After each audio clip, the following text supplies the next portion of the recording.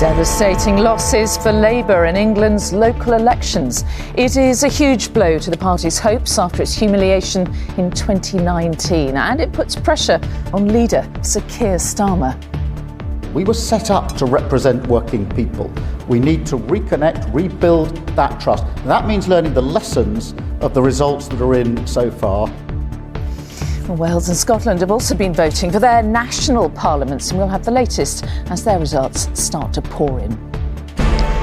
Also tonight, another change for COVID vaccination. Now the under-40s will be offered an alternative to AstraZeneca.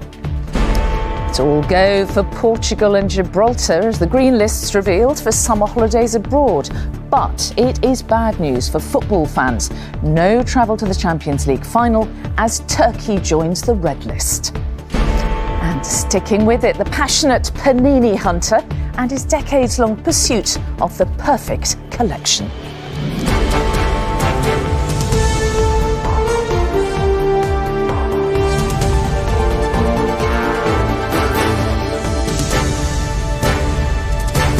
This is the ITV Evening News with Mary Nightingale.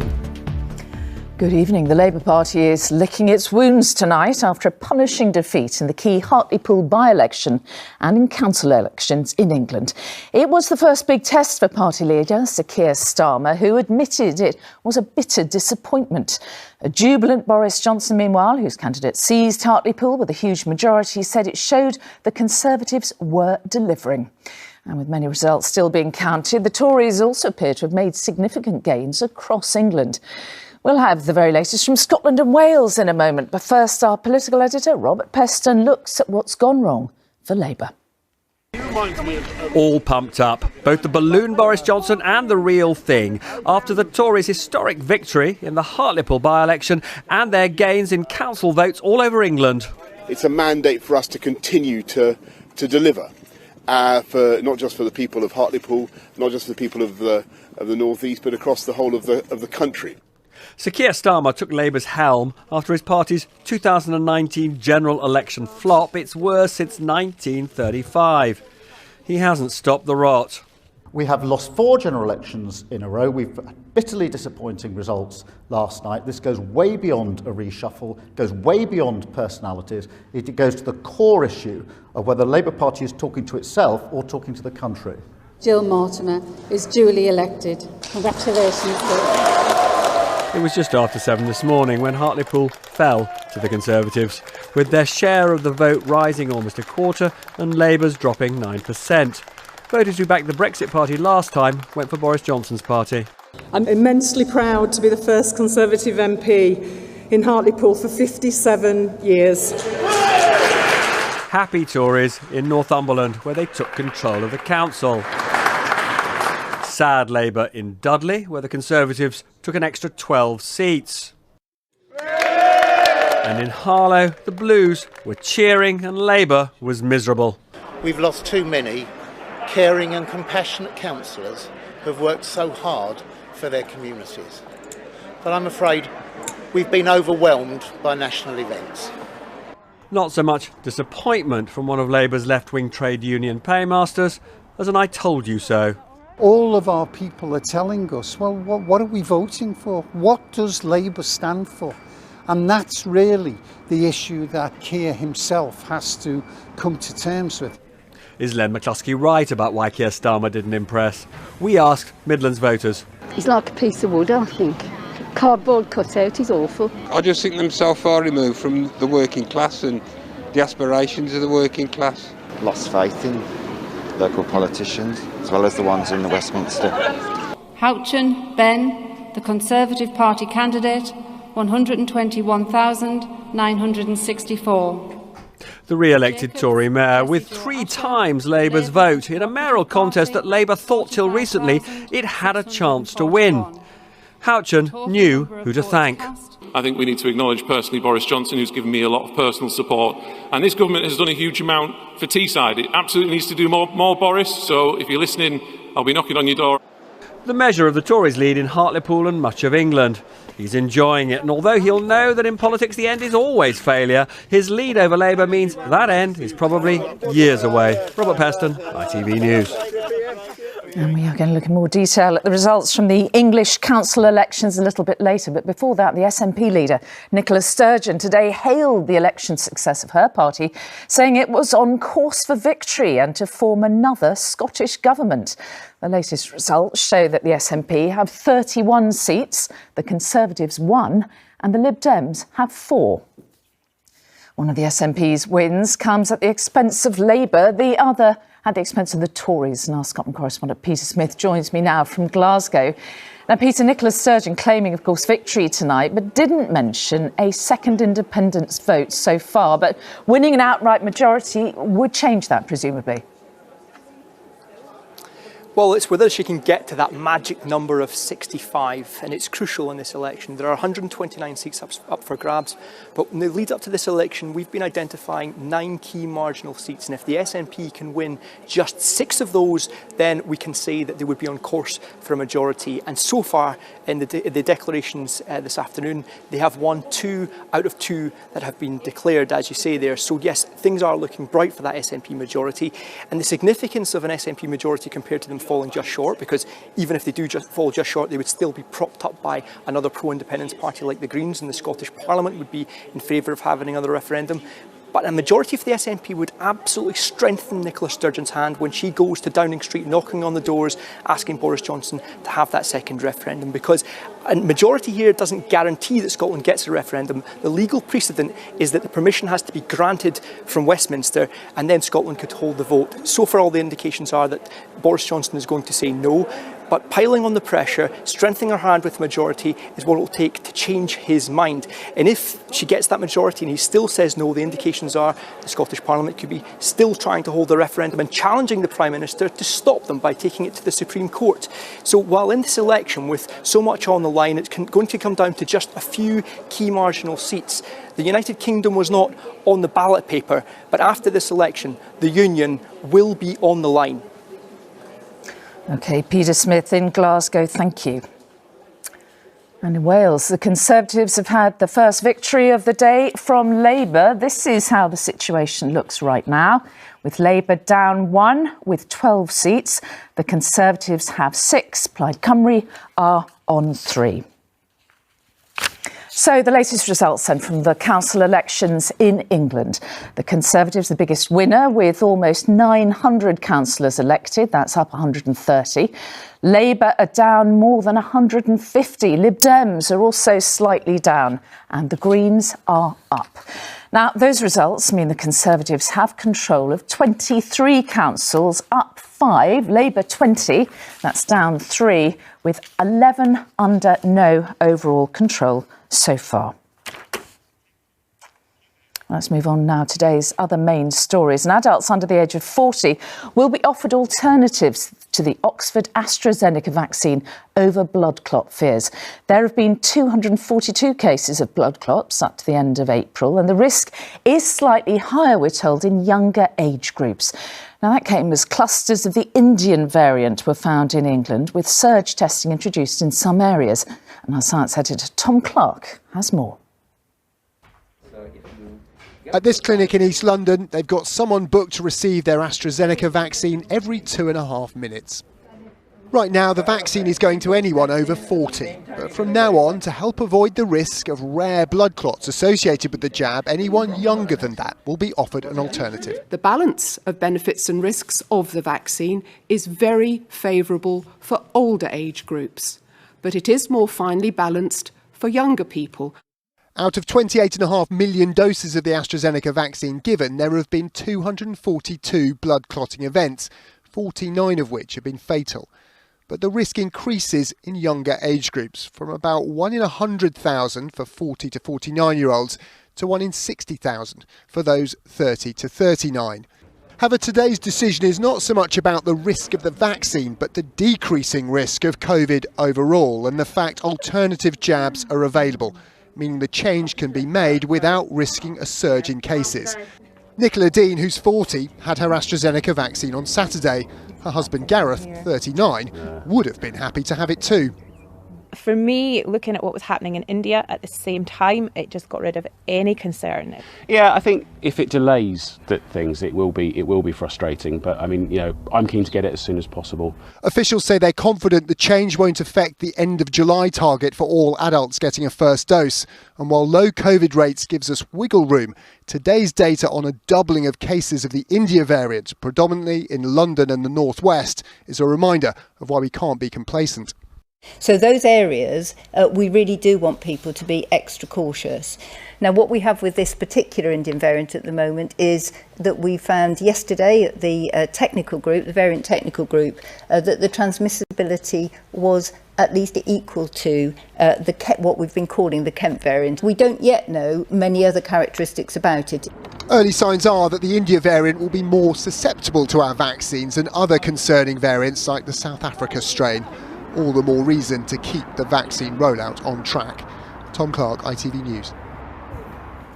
And Tom is here now to answer some questions about this new variant. What exactly is it and why is it of concern now? It's the Indian one, yes? That's correct, but the Indian variant, interestingly, has split into 3 sub-variants. Sorry to get even more complicated, as if one wasn't enough.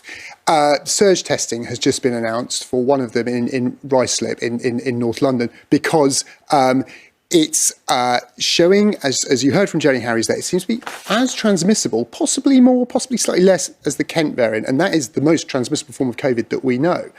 And that's what's elevated it to this variant of concern level. The other subtypes of the new variant, not so concerning. Now, one reason, though, to be a little less nervous about this variant is in order to become more transmissible, it's lost the mutation that made it concerning in the first place, which was one that looks like it might help it avoid our vaccines and our immune response. So although it's looking a bit more transmissible, it's become a bit more like the Kent variant, which we know our vaccines work against. So it's one they're watching, and they're definitely going to keep on the concern list, but it's not as concerning as things like the South Africa variant and that one from Brazil, which we're also keeping on and doing surge testing for. OK, Tom, for the time being, thank you very much indeed. And Tom's going to be answering your questions on the vaccine in a live Q&A on our website after this programme. There are lots of questions to be answered. That's the new vaccine guidance that's been announced today. Well, sticking with COVID, and Portugal, Gibraltar and Israel are among the countries where travellers from England can visit from May the 17th, making the long-awaited announcement. The Transport Secretary said the government was being necessarily cautious. Counties on the green list don't require people to self-isolate on their return, although tests are still required. And there was disappointment, though, for football fans today because Turkey, where the All-English Champions League final will be held, has been put on the red list, meaning travel there is effectively banned. Here's our consumer editor, Chris Joy. Portugal today, and at last, beaches like this are within reach for millions. After months of uncertainty, tonight government announced details of a cautious return to international leisure travel from England. Today's announcement, removing the stay in the UK restrictions from the 17th of May, is necessarily cautious. We must make absolutely sure that the countries we reconnect with are safe, that their infection rates are low and that their vaccination rates are high. So-called green list destinations mean travellers won't need to quarantine on return, including Portugal with Madeira and the Azores, Singapore, Iceland, Gibraltar and Israel. On the amber list, requiring up to 10 days quarantine when you get back, Spain, USA, France and Greece. And now on the red list, requiring a 10-day stay in a managed quarantine hotel, the Maldives and Turkey, a blow for football fans hoping to attend the Champions League final in Istanbul. At last, foreign holidays are back, but with some big changes. Right now, there'll be less choice and much more complexity. As for prices, there are already signs that some are rising. As the travel trade prepares for this long-awaited restart, research for ITV News shows flight costs climb by up to a third over the last month for destinations now on the green list. Government today warned of longer delays at airports. The industry wants ministers to urgently solve border control congestion. We need to make sure the borders when we return is the part where people are saying they are a little bit worried at the moment, but that's really for the government to get some efficient processes to get people through. We can't have 7-hour queues as people try and get back into the country. Our own traffic light system. Julie Morse watched today's travel announcement, having booked for Greece. It's not on the green list, but she's hoping that could change before peak summer. If they're going to look at it every 3 weeks, and hopefully it might get back on the list. But it's not looking good. We had to cancel last year as well. So it's just a bit of a shame, really. We're probably sitting in the back garden. It's what millions have longed for. There are warnings to check for adequate refund policies. But tonight, a clutch of destinations finally seem a lot closer. Chris Choi, ITV News. But of course, quite a few are not coming any closer, and Spain and its islands have been left off the green list. Lucrezia Millerini joins us from Ibiza. Now, Lucrezia, businesses there are desperate, aren't they, for tourism to resume? Yeah, Mary, not the news that people and businesses, as you say, wanted to hear today. Tourism is crucial to Ibiza, as it is right across the Balearic Islands. I spoke to one club, a beach club owner today, who told me that 95% of his clientele come from the UK, and after what was a terrible season last year, being on the amber list is just another serious blow to his business and other businesses just like his. But, you know, other people optimistic as well that when the government reviews its decision in 3 weeks' time, then Spain will be put back onto the green list or go onto the green list, and that people will still want to come here when the travel ban is hopefully lifted on May the 17th. But a word of caution, if people are thinking of coming on early in the season, there are still pretty strict COVID restrictions operating here, including a ban on dancing. That was right across Spain from last year. So if you come to Ibiza, you can see the sea, get the sunshine, but partying at the moment won't be quite the same. All right, Lucrezia Millerini in Ibiza, thank you very much indeed for that. Still to come in the ITV Evening News. We remove this all the time. This is a mushroom. These are mushrooms. The latest on our investigation into social housing, as an independent report finds Croydon Council failed to deliver even basic services for some tenants. And completing his collection at last, why one sticker proved elusive to this Panini fan. But before that, detectives investigating the murder of police community support officer Julia James have issued a photograph of a man who they say is of crucial importance. Now, the picture was taken the day after the officer was killed and very close to where her body was found. Detectives are appealing for anyone who knows the man to contact them urgently. Sangeeta Lal is near where that photograph was taken. So, Sangeeta, what more have the police said about this? Police won't confirm this man is a suspect, but say he is crucially an important part of the investigation into the murder of PCSO Julia James. Officers don't know this man's name, but they say they're desperate for information and say anything they're told will be treated with confidence. Earlier today, I spoke to Kent Police and asked them the very obvious question: why is this man so vital? They didn't reveal anything on that, nor would they tell us how they came about this picture. What we do know is it was taken near to here along this road. We're just a few miles from where Julia James's body was found, just in woodlands over in the distance there. And as you can see, forensic teams remain in place as the search continues here. Now, what we also are looking into at the moment is the quality of this picture. Officers say it is of exceptional quality, but even with that, they say the lack of information around it is frustrating. That's certainly something residents here feel, and no doubt what the family and friends of Julia James feel as we come to the end of a 10th day in this investigation. Sangeeta in Kent, thank you. And police in Essex say they believe a woman found dead near Romford was murdered. 45-year-old Maria Jane Rawlings' body was found on Tuesday afternoon in Bushes. The mother of two was walking home from a hospital appointment when she was attacked. And two people have been taken to hospital after a fire at a building in East London, partially covered in the same cladding, blamed for the Grenfell Tower tragedy. Now, Croydon Council has been severely criticised for putting residents' lives at risk, failing to listen to complaints and showing a lack of care following an ITV News investigation. We exposed, you may remember, how tenants in one council block were forced to live in squalid, mould-infested conditions with leaks posing danger of electrocution. Well, that all prompted Croydon to commission an independent report which issued and listed a string of failures. Our political correspondent Daniel Hewitt, who broke the story, put the findings to the current council leader. They were described as the worst homes in Britain. The damp, dangerous disrepair ITV News found in these flats in South London, putting the lives of residents at risk. That's the conclusion of a damning inquiry which found the landlord, Croydon Council, incompetent, uncaring and chronically short-staffed, with a poor culture that stigmatised tenants and ignored them for 4 years, leading to this. Franzoy was left to live in it with her 2 young sons. Now in her new home, she says those responsible should lose their jobs. You can't just treat people like that and do that to another human being and expect to get away with it. Do you worry they are going to get away with it, as you put it? They are going to get away with it because who's going to hold them accountable?